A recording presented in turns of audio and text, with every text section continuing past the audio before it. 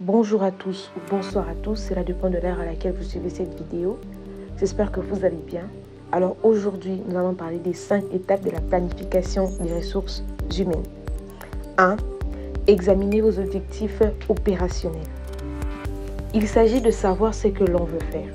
Comme objectif, de bien connaître les projets de l'organisation. Avant de commencer, il faut savoir ce que l'entreprise veut faire dans les mois ou les années à venir.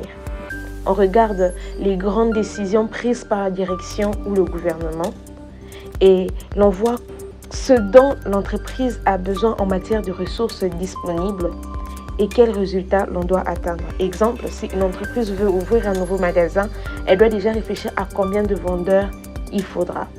2. Analyser l'environnement. Il s'agit de regarder autour de soi.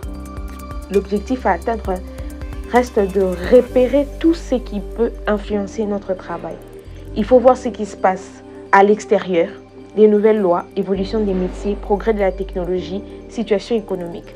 À l'intérieur, changement dans l'équipe, nouveaux projets, nouvelles règles dans l'entreprise.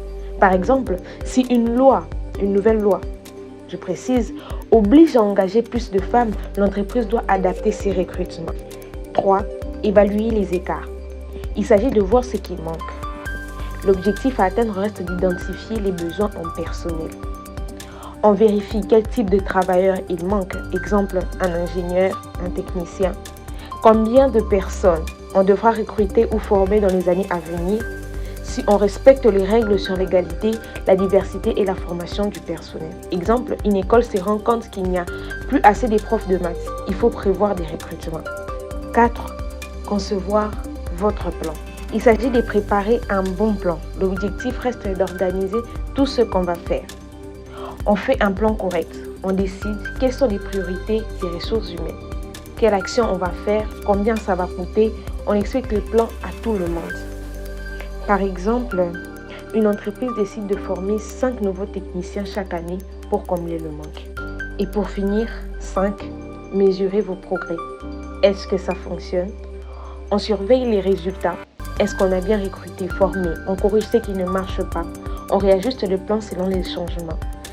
Exemple, tous les 6 mois, on vérifie si les objectifs ont été atteints.